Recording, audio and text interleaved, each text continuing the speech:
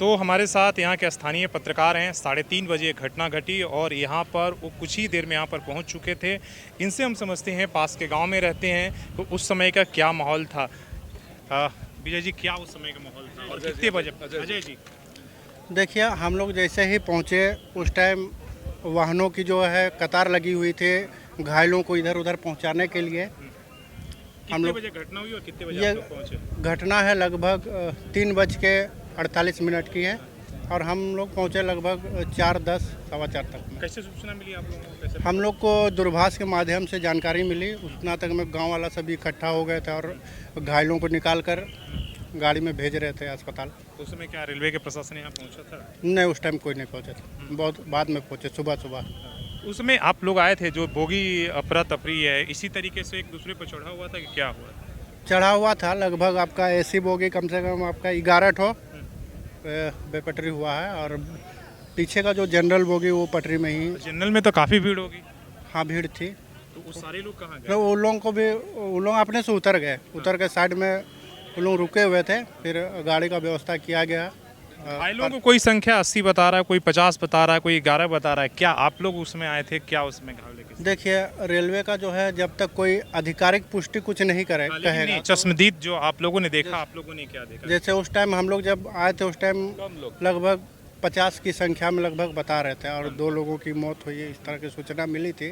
कोई 2 या 3 बता। हाँ, अब बाद में ये भी सुनने मिल रहा है कि कम से कम 5 लोगों की मौत हुई है। कुछ लोग दबे हुए हैं। जी, लेकिन जब तक आधिकारिक पुष्टि अगर रेलवे नहीं करेगा तो इस पर बोलना भी ठीक नहीं है। रेलवे कितने देर में पहुंचा? कब पहुंचा? 9 बजे, 10 बजे या रात रेलवे में? वही आपका 6:30-7 बजे तक धीरे धीरे आना शुरू कर दिया उन लोग रेलवे की ओर से। और यहाँ जो है आसपास के गांव वालों की क्या, किस तरीके के वो लोग लगे हुए थे? कहा जा रहा है कि वही पहले निकल कर यहाँ पर आकर सबको मदद में।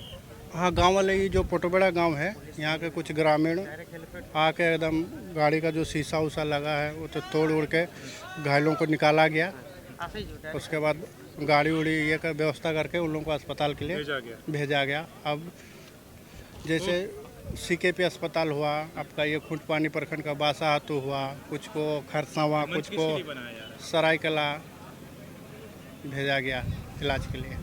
तो आप ये चश्मदीद थे यहाँ जो सुबह पहुँचे हुए थे, स्थानीय पत्रकार और स्थानीय लीडर थे जिनकी आप बात सुन रहे थे कि क्या कुछ जब उस समय जब दुर्घटना हुई थी और इसके बाद जब ये लोग घंटे भर, कोई 1 घंटे बाद, कोई 1.5 घंटे बाद यहाँ पहुँचा। उस समय हालांकि सुबह नहीं हुई थी, अंधेरा ही था।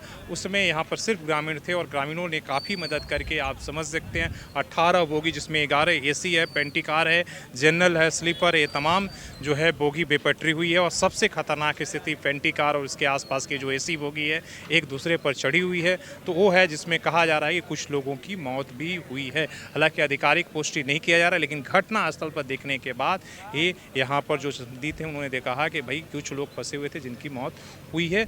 और घायलों की संख्या हालांकि इसलिए कि सारी जो यात्री हैं यहाँ से, सबको यहाँ से बस से चकदरपुर, टाटा और आसपास के अस्पतालों में शिफ्ट कर दिया गया है। हालांकि जितना बड़ा हादसा यहाँ देखने को मिल रहा है उस तरीके से जो है, जितना बोगी बेपटरी हुई है उस तरीके से नहीं हुई है।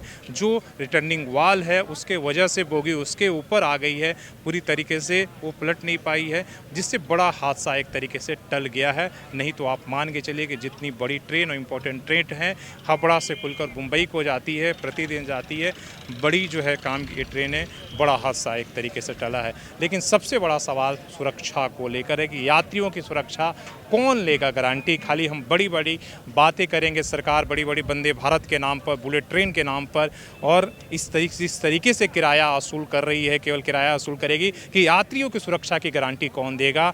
ये सबसे बड़ा सवाल है। अपने सहयोगी शेष राम मूर्ति और सोनू के साथ शशि भूषण, सोशल संवाद, ग्राउंड जीरो।